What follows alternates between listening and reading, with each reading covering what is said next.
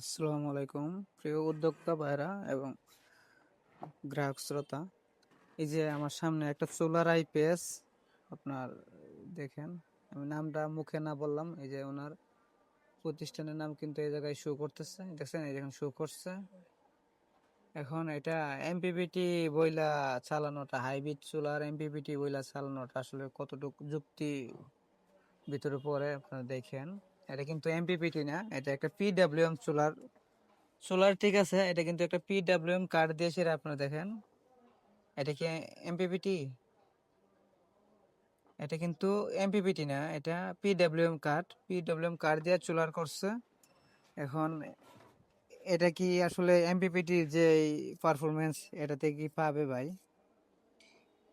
এভাবে ঠকাচ্ছে, কারণ আমার বাংলাদেশি দেশীয় যারা উদ্যোক্তা আছে তারা কিন্তু এভাবে ঠকাইতেছে। ঠকানোর কারণে কিন্তু গ্রাহকরা আমাদের প্রতি আস্থা হারাচ্ছে আর কি।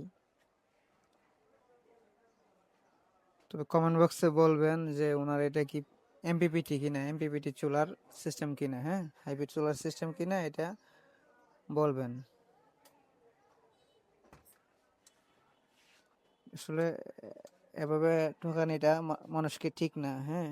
আমরা ঠকাই বিদায় আমাদেরকে কেউ বিশ্বাস করতে চায় না, যে বাংলা আইপিএস বলে আক্কা দেয়। আমাদের ঠকানির কারণে কিন্তু, এমনিতে না।